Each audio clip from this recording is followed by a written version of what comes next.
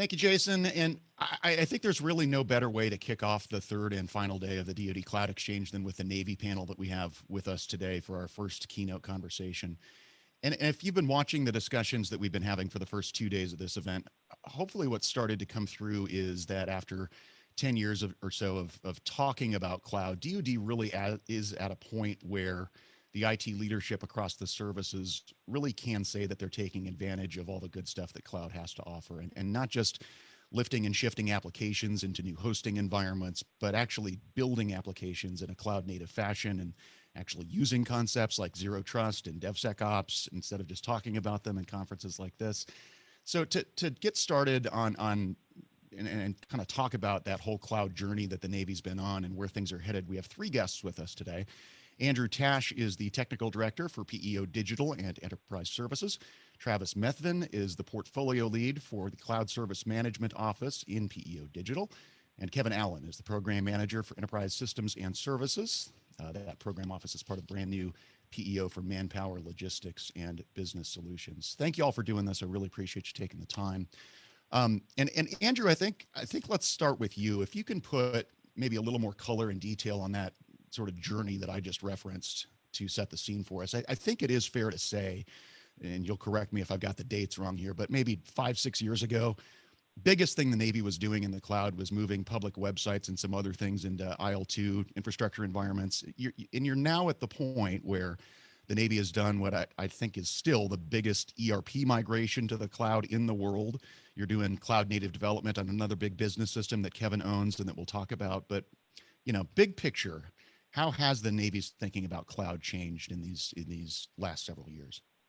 Sure. So first, thanks for having me here this morning. So 5 or 6 years ago, we were doing a lot of experimentation in the cloud and just trying things out.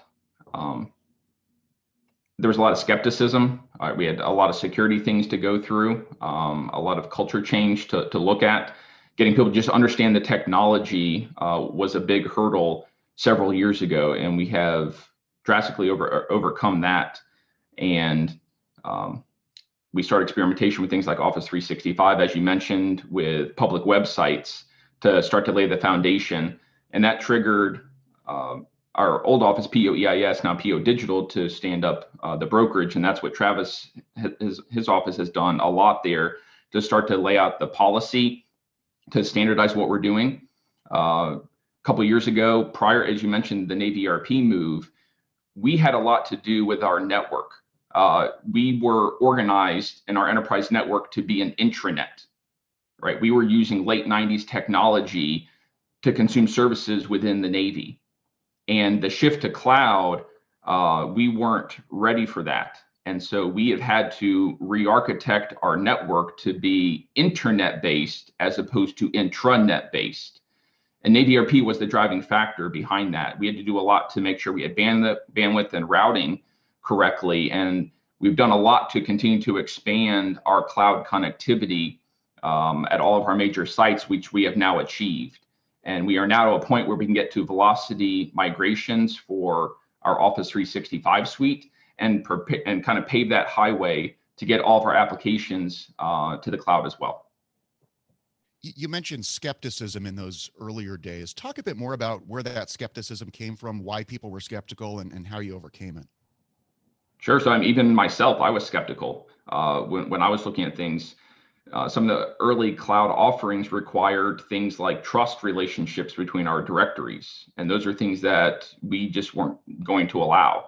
And so we had to actually work with a lot of the cloud providers to get their services to a point to where the DoD would accept the solutions, things like removing trust, right? That 7 years ago, we were talking about zero trust, even though it wasn't zero trust.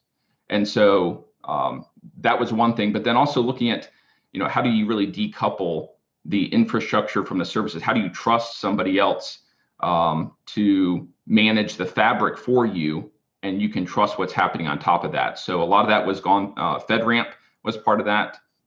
The DoD's process for the information impact levels. So it was really across the board. It was policymakers, it was authorizers, and it was the technologists that were planning to use those capabilities. And so how we overcame it was just a lot of technical conversation, sitting down with vendors, sitting down with application owners, and walking through, doing lots of deep dives, doing cybersecurity tabletops, and actually walking through, here's the threat, here's how we would respond, here's what is the cloud provider's responsibility, and here's what is Navy's responsibility. The network piece of this, I think, is so important. You mentioned the difference between having an intranet and an internet. How much did Navy ERP actually get you there? Because I do remember there was a message toward the beginning of COVID that sort of indicated our network's still not at the point where we can support everybody working on Teams from within NMCI. So I imagine COVID was a bit of a forcing function on that as well. It was. So Captain McNeil is our program manager for Naval Enterprise Networks and also our principal deputy for PEO Digital. And he likes to use the terms cloud intolerant, cloud tolerant, and cloud native. And I would say prior to Navy ERP, we were cloud intolerant. And Navy ERP set the foundation to make us cloud tolerant, but it was just that. It was just a tolerant system, right? We could get connectivity, users could access the services, but it maybe wasn't in the most efficient manner. We also had a concept we've been talking about for several years called modern service delivery. And it's any person from any device can securely access services or data. And people didn't really understand what that meant because we were still thinking about security and network connectivity by having people on DoD networks. And so the pandemic forced us into a spot to where a large amount of our workforce actually had to work off-site.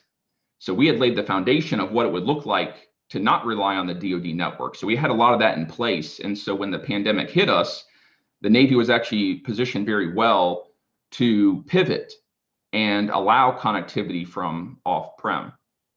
We were able to move some sites to be public facing and not require people to VPN into our network. So we had some VPN capacity issues that we overcame very rapidly. And so for the people that had a device and could actually connect into a VPN, we certainly increased that. And that was a big success for us.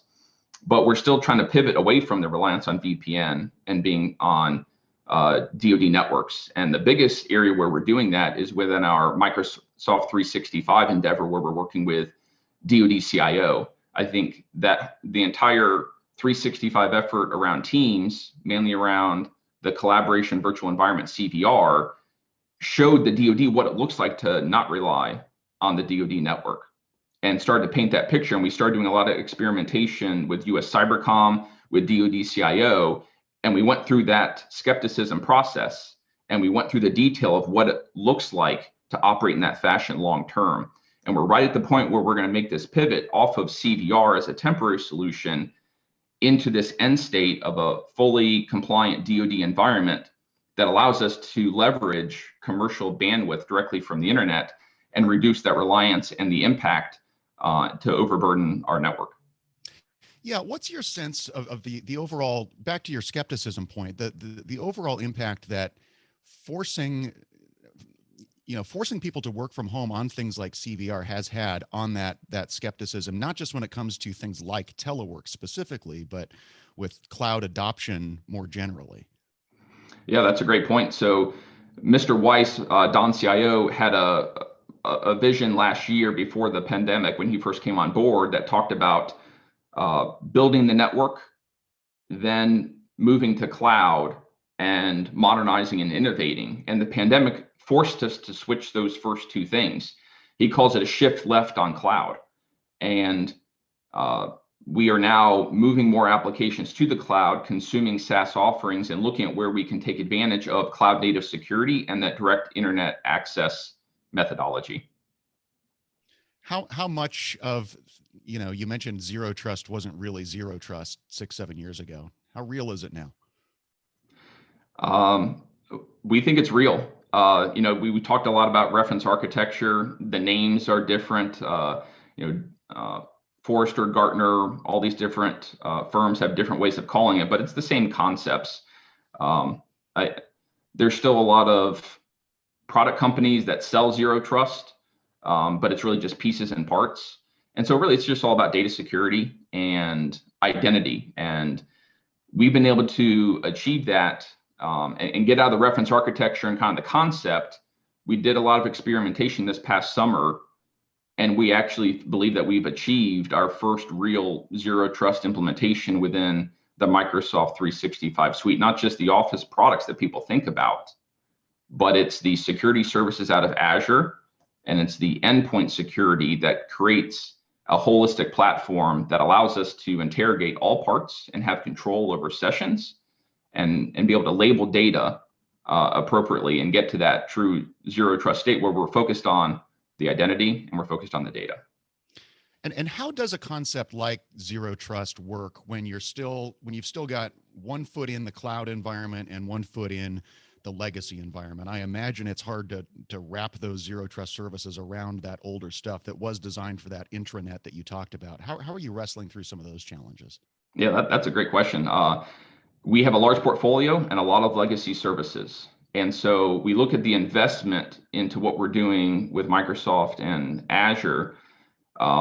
But that return on investment doesn't come with just one set of services with Office 365. And so what we're building are a set of architectures and playbooks that will allow the rest of our portfolio to pivot and use those same services to maximize our return on the investment. So for those applications that are more cloud native or modern, that can integrate with things like a cloud access security broker that can support modern authentication like SAML or OAuth, they can take advantage of that cloud native from the get-go. But as you mentioned, we have a lot of legacy. And so we're looking at technologies like zero trust network architecture as a means to bridge that gap. And so it's more like a modern VPN, to where rather than just having somebody VPN onto a network, they can essentially create connectors or VPNs into each individual application. And we can install those within our data centers and achieve, it's kind of like an overlay, right? A transition overlay to zero trust until we can modernize all those applications. But that's going to be a journey for us. I mean, that's probably a 3-5+ year journey to really modernize our entire portfolio and to get people to think differently about how do we manage roles, how do we manage data tagging to set the conditions to get to zero trust. Travis, let me turn to you on the journey piece of all of this, because the Navy's approach to how, really the Navy Department's approach to how you acquire and monitor, oversee, govern cloud services really has evolved a fair amount over the past few years. You've got a big role here in managing and overseeing the whole cloud adoption and purchase process. Talk about some of the new roles that you have as portfolio lead for the Cloud Service Management Office, and how that's changing under the new cloud plan the department just rolled out a couple months back. Sure, I think it's a great opportunity to kind of highlight the alignment between the different parts of the organization where folks may think that we're not having that collaboration. But I was sitting there listening to everything that Andrew was talking about, and I was kind of smiling in the background, because everything that he's talking about is where we're looking at it from a cloud journey and in a cloud management of how we stay aligned with that, and how we kind of made that point of demarcation to how we used to do things in a legacy managed service organization and how we're transitioning into the modern service delivery.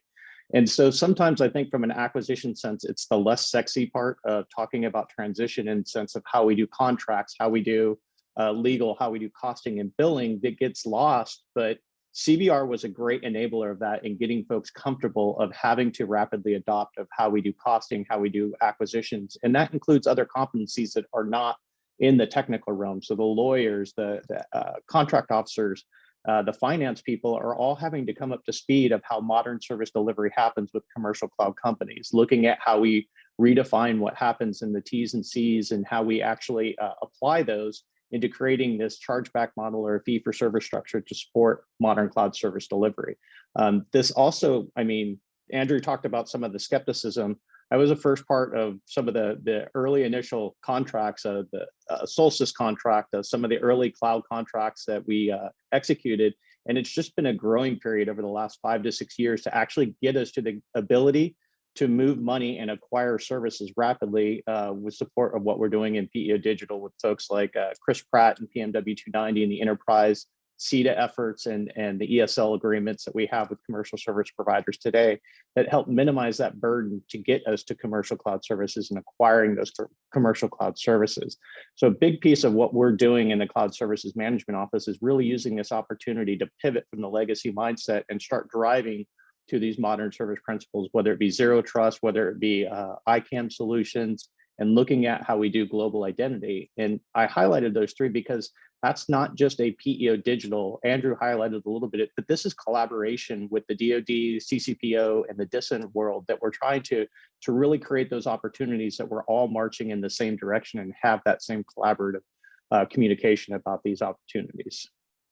Yeah, and not just those outside organizations, but there's a lot of folks in the Navy who need cloud beyond just NavWar. I mean, we've got three folks here really from one Syscom, but NavAir, NavSea, everybody else needs cloud services too. So maybe you can talk a little bit more about how you ride herd over all of those needs and make sure the Navy department collectively has a good picture of all of the cloud infrastructure that you're buying and how you synchronize all of that. Sure.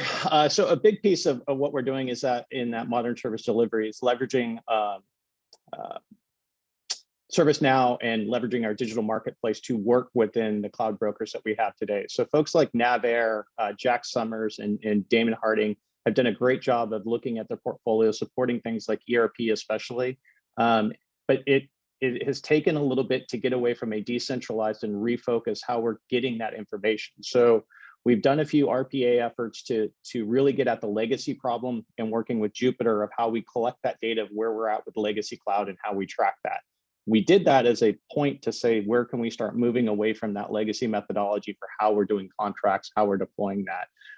But what we're really looking at is how do we attract, or how do we get at the demand signal? Because as you discussed, Department of Navy is a vast organization that has very disparate demands and requirements. But it comes down to an idea of how you track that demand and where that demand comes from. And that's really what we're trying as the enablement aspect, to get those inputs and work in a collaborative fashion with folks that aren't necessarily in cloud broker roles today, but also looking at have done silos or centers of excellence for things that could be brought up to support enterprise environments. So it's a strong collaboration outside of not just the NavWar framework, but also with the NavSeas and the folks.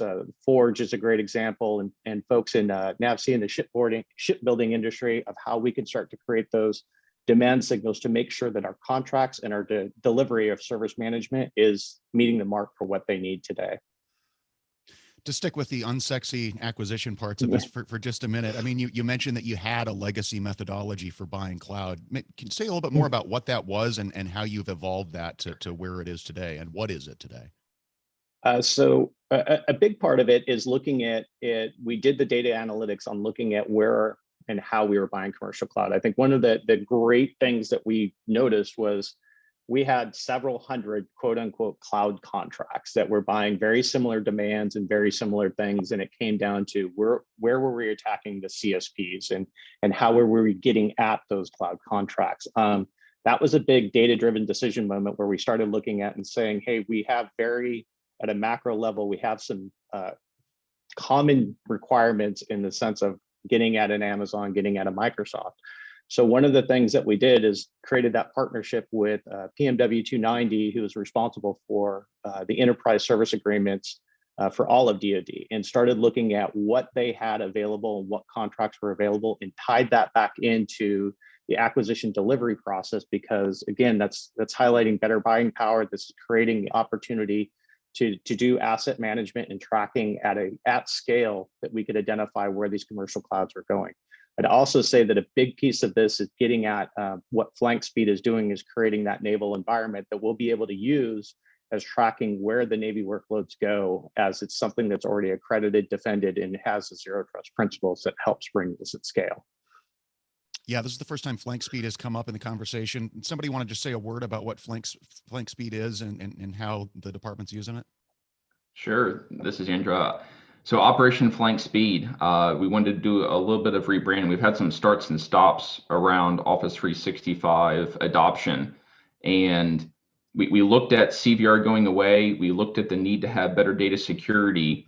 and we wanted to apply a nautical term to this. So flank speed was a fitting term for us because we see the imminent danger of our workers needing to be productive and needing to have data security. And so we are embarking on a journey to do velocity migration, which is really an unsustainable model. And so you do this in times to, I guess, for us to get over the hump, and we'll scale back once we get there. But flank speed was just a nautical term that we wanted to apply to our 365 journey and the larger cloud journey beyond that. One thing that I know as part of this whole culture change is starting to think about capability development in the IT world on a product basis rather than a program office centric basis. Can you guys talk a little bit about that whole culture change and how far along you are on that journey and the extent to which it's been difficult to get people to adopt that culture? My office as a basically an application development provider to various customers across the department, both Navy and Marine Corps and other services in some cases. In building off of, first building off of everything that Andrew and Travis had talked about. Really, they've been focused so far on all the infrastructure that needs to be in place. Network, the services, the ability to procure and access cloud services. All of that is critical enablers to us as application providers to have in place so that we can then build and develop things to provide to our customers. One program and application in particular in my portfolio is something called RDAIS. It's the Research Development and Acquisition Information System. It's basically used by the ASN RDA office it's where all of the acquisition programs across the department report status and information about their programs. So ASN RDA has that ready access to how they're performing and what's going on across all of those programs. And they needed to modernize that platform. The current version of it is old, has a lot of security vulnerability, security issues with it, things of that nature. And so we got involved and turned to an existing pipeline, an existing continuous integration, continuous development pipeline that the Marine Corps had stood up and accredited, called McBoss. And it's been our first journey into the DevSecOps approach. And it's really been a huge enabler for us in getting at speed of delivery. It took us a little bit of time the time to get our accreditation was significantly truncated. We were able to inherit hundreds of controls that were already accredited as part of the pipeline. And then for our application, we focused on just, I think it was 30-ish controls that we had to address specific for our application. So almost all of our effort and the dollars we're putting into this, almost all is going to functionality and not building any of the underlying infrastructure or different services that need to be there to support the application. And so that's allowed us to really get to enable our speed to delivery and speed to market, because we're not quite from day one, but pretty close to that. We're actually in a production environment, iterating on the capability to get to that deployment and delivery rather quickly, quicker than we have in the past. Another key part of that is we have our customers and stakeholders that they're embedded in our development process. For us to iterate that fast, they have to be with us the entire way, giving us, telling us what they need, what their requirements are, what the functionality that they need to do their business is, side by side almost with the developers, so that we can iterate that quickly to get to a delivery. But this has been kind of our first journey in this DevSecOps kind of environment, and it's really proven to really increase our ability to quickly get to capability which is obviously critical to our customers and ultimately the warfighters. Kevin provided a couple good examples there, and we have 4 more examples. And the program versus product management is exactly how we're framing that conversation. It's really, how do we get into agile methodologies? How do we oversee programs in a different way? How do we define success in a different way? Kevin mentioned we have to bring in our customers, and they're thinking about it in a different way. We have 4 lighthouse services within PO Digital that actually Kevin, Travis, and I are all involved in. One is our Microsoft 365 endeavor. The second is, how do we enable cloud services through our digital marketplace and enable automation, self-service, and asset management. Identity is a third one, and Kevin's group actually handed that off to us. He got the ball rolling with one of our other transaction authorities, our prototype, and we're taking that on within PO Digital. And a fourth is, how do we get to end user hardware service and consume one of our new contracts in a new way? So those are 4 lighthouse services or projects that we're using to test out this new methodology, exactly what you're mentioning. How do we get to product management, and doing business in a very different way? So basically everything that you need to build a product delivered as a service by the Navy. Is that a fair way to think about it? Absolutely. And Kevin, let me go back to you on some of the Ardea stuff. You mentioned McBoss was so critical here, which you borrowed from the Marine Corps, which I think in turn they stole from the Air Force Kessel Run to build that whole idea. How much of this is just about learning from successful methodologies in other parts of government to figure out how to make all this stuff work in a modern service delivery environment? That's absolutely critical. Part of this whole journey is enabling us to learn from each other across, the not only just the Department of Navy, but the entire DoD, and so that we can learn and share. Part of the value that we got not only from McBoss was the pipeline and the accreditation and sort of that platform to build from, but also the playbook. They had developed playbooks and already had they had engagement from the pivotal providers that we could leverage to really get our team, enable our team, and transfer that knowledge into our team, so we could quickly get to execution, and not spend a lot of time sort of stumbling around trying to figure things out. There was already a mature playbook, experts that we could tap into to help us out. And another kind of critical component I wanted to touch on as well is sort of the cultural aspect of it. And I think it was Travis and Andrew both touched on, DevSecOps is kind of as another sort of step in the Agile journey. Agile is the Agile development methodology is critical to implementing DevSecOps. But it's also, there's this cultural shift that we're trying to make. Me as a program manager, I've been trained in a certain way to manage and oversee and execute programs.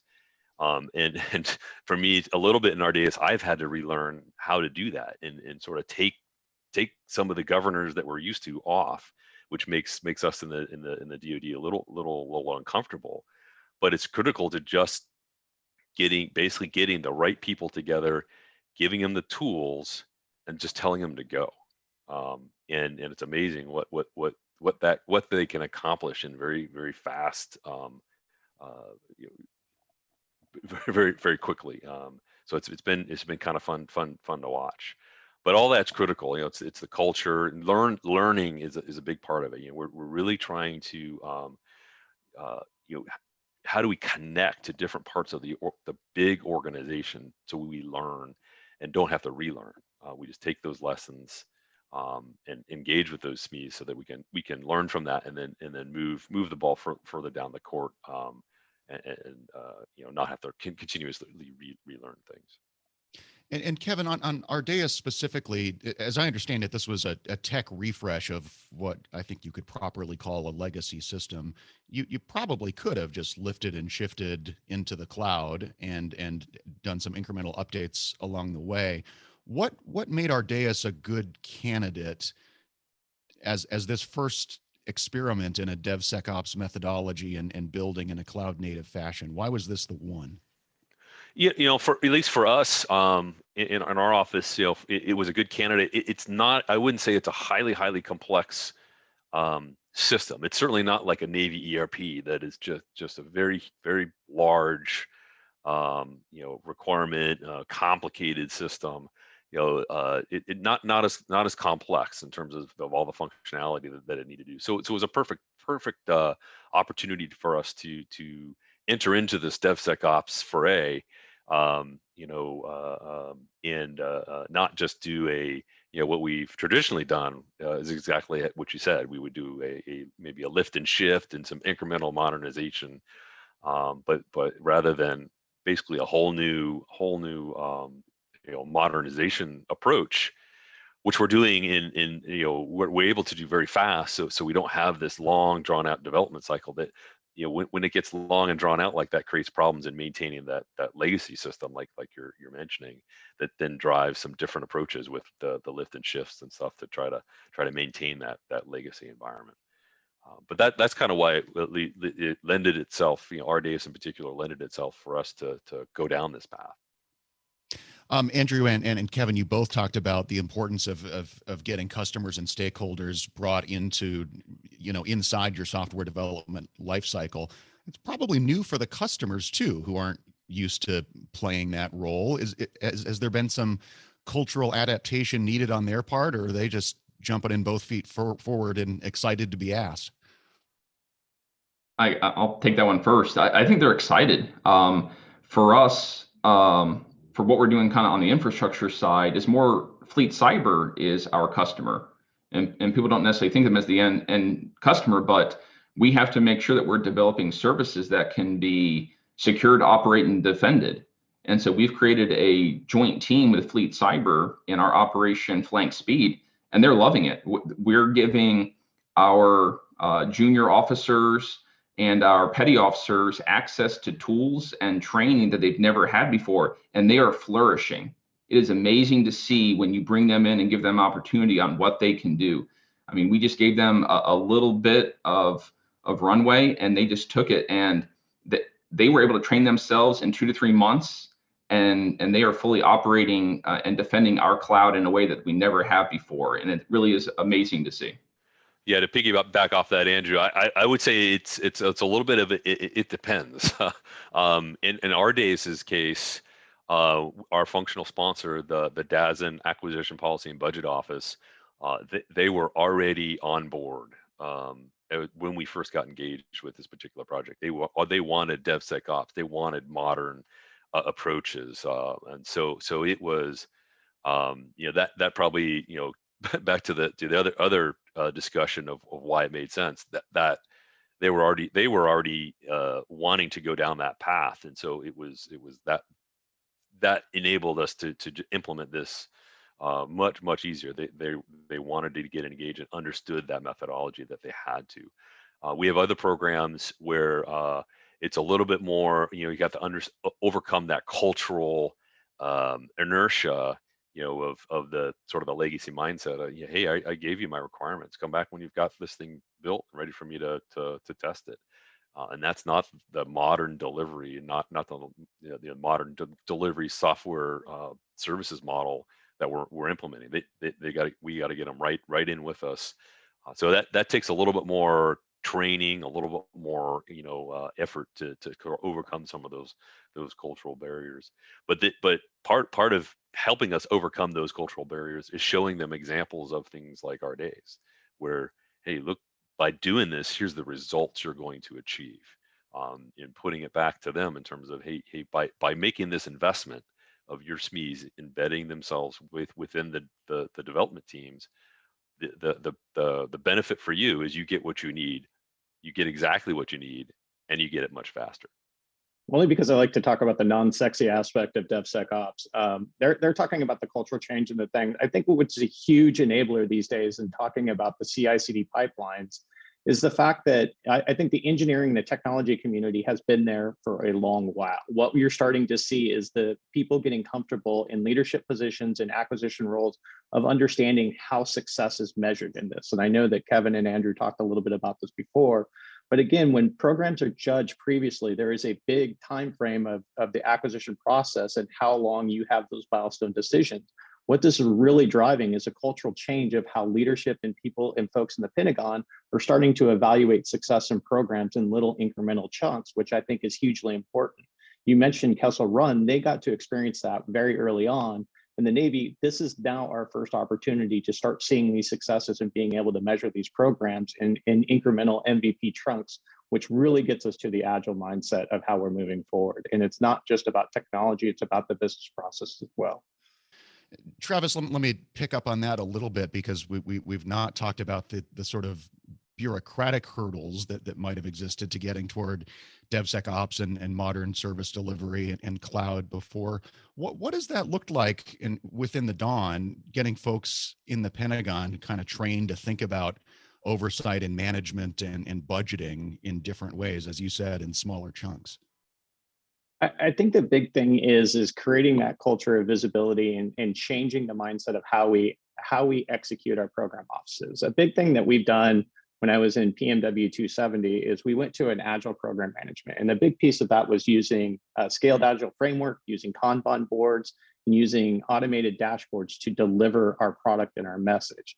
And what that really did was force some people into some uncomfortable situations, as I wasn't producing PowerPoints per se for weekly reporting and how we were doing budgeting management, and really driving to executive dashboards of what the status of funding was, what the project status was, that allowed us to get into that mindset of how we deliver a program. This is uncomfortable. I'm noticing in the cultural sense is a large part of our leadership is used to carrying around PowerPoints. They're used to carrying around, artifacts that they can, point to. And it's really getting into a modern service a mindset of how they view that data and what the actual inefficiency is of moving data and replicating visualizations of data into a larger environment. We have products like we're using Tableau within PEO Digital specifically to do some executive dashboards that really takes the place of what we were doing with project or program reporting requirements, and looking at budget cycles and what the status of budget cycles are, and getting into that modern visualization versus having to do this monthly, weekly, quarterly reporting aspects of some of the things we're doing. And it's really forcing a lot of leadership to be comfortable with this, of how modern service delivery happens, versus that want to go back to that legacy mentality of a PowerPoint reporting and scheduling meetings that take 30 to 45 minutes on status, and we're actually getting to active meetings in a Scrum fashion. It's exciting to me because we're changing a lot of the ways that we work with service integrators. Is I have 3 Scrum Masters on my staff now, which I don't know how many program offices in the Navy actually have that from an acquisition standpoint, but it's forcing our services integrators, our PSS support, our professional service support, to rethink about how we're staffing program offices to get to these modern service deliveries, which I think is a huge enabler. And I think folks like Kevin and the things that Flank Speed team are doing are help drive that culture and that alignment. The CI/CD pipelines as well are hugely important in driving that, because again, MVP and chunks of application delivery is going to make people comfortable in how we change that budgeting mindset for applications and capability. And to add on to that, Navy leadership at the Pentagon, DoD leadership, and even Congress, they're starting to get it.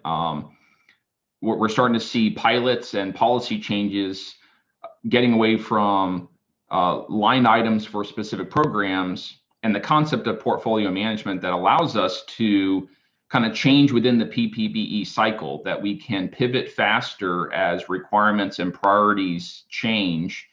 And the second aspect is getting to an IT procurement appropriation. So we don't have to balance between development dollars, procurement dollars, and operations and maintenance dollars, and give us a little bit more flexibility. So there are some big policy changes that we're just starting to pilot that are really key to making this work as well. So leadership's certainly getting it. They're giving us the opportunity to pilot those things out, and we're excited to see those things pop up. As far as getting leadership buy-in on all this, I assume some of that is up to y'all, right? Because you've got to be able to show something compelling to the Hill and to the Pentagon to prove to them that Kevin's not just burning money in the Ardeas program, and that there are some deliverables here, even though they may not be the same reporting metrics that people are used to. So how much thinking have you had to do about how to show progress? I'll jump on that one. I think, back when Secretary Gertz was ASNRDA, he had this methodology about pushing decisions down to the lowest thing and enabling people in scaled projects to kind of exercise this mentality. So as being one of the smaller program offices and budget wise, I think that that's been a huge enabler, is having leadership push that down to us, that we can start to show how we execute this budget and get folks to understand how these deliveries and how measurement of success is hugely important. And a big piece of that is just being able to show that information in a timely and fashion and get that to them at the right time for the right information. But again, it's a lot of it is, it's a balance between the program managers and support of modern tool delivery. But to me, it's about staying resolute in how you deliver that information. And it's great to have partnerships with folks like Kevin that are leading some of this charge, but also Andrew and his team hugely influenced in having that advocacy in the Pentagon to work with Mr. Weiss and also ASN RDA and those folks to help drive this methodology. Yep. So I would say that. Yeah, go ahead, Kevin. No, I was gonna say to build on that, absolutely. Travis touched on kind of the smaller. My program office is sort of a portfolio of smaller programs, which allows us a lot of flexibility, and there is to try things. And I would say the Pentagon, a lot of the leadership in the Pentagon, there is an appetite for doing things different. I think there's these expensive, long drawn out IT programs that ultimately typically are go longer than planned, over budget. There is just this huge appetite for how do we do it better, and so they've allowed us a lot, longer leash in some cases to try some things, and as they've proved successful, we can show those to as we have other projects and things come along, show, hey, this is the value proposition by allowing us to do things a little bit different. Here's what we were able to do in these other examples, and we could do the same for you, and that helps that buy-in. And so it's building. Travis has had a lot of successes. We've had some other other places, and by learning and showing those to in other areas, helps that buy-in, and sort of that culture of, hey, well, I want some of that. I want to be like that, and that just helps kind of mushroom and build from there. One thing that we've seen that's been successful in getting to that mindset shift of what success looks like is the demos that happen at the end of every sprint. So now we're actually seeing tangible product that actually can be delivered and demoed to leadership. So that really only works for Navy leadership. We haven't solved that for how do we report that success out to DoD and to the Hill, but certainly to Navy leadership, the tangible, what you see as a product at the end of every 2 weeks has been huge for reinforcing that shift. Down to about our last 2 minutes here. And Travis, why don't you bring us home on some of the so what piece of all of this? How does everything we've been talking about with cloud, with DevSecOps, with agile development fit together into this idea that we briefly touched on of modern service delivery and delivering all of these things as services to build IT capabilities more in a more agile fashion and a more relevant fashion? Absolutely. I think one of the exciting things for us is we are transitioning into a service managed organization. The Dawn Cloud policy was the front runner of that service management strategy in creating a cloud service management organization. We touched on what PEO EIS was. What PEO Digital is becoming is a service managed organization where we will be deploying services and looking at those service and capabilities to support the entirety of Department of Navy. So it's an exciting time to start creating those modern service delivery methodologies, how we cost and how we build for those, and really shifting the mindset of how we deploy IT service asset management and network capability. That I think it's a really it's an important pivot point for the Department of Navy to start looking at service management from the shore infrastructure side and how we get to that. I think we're taking a lot of lessons for what happened in the early predecessors of Keynes and how they did things for the shipboard.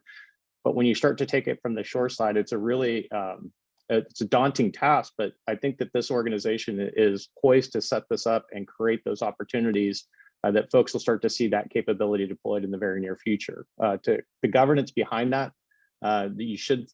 This summer, we'll see a enterprise services memo coming out from Don CIO that should help drive some of what those key components of those enterprise services will be. Always good to wrap things up with a little bit of news, and we do have to wrap up because we are at time. I want to thank all three of you for taking the time for this today. It's been a really interesting discussion. I appreciate it. I'm your moderator, Jared Serbu. Thanks for being part of the DoD Cloud Exchange on Federal News Network. And now let's send it back to Jason in the studio.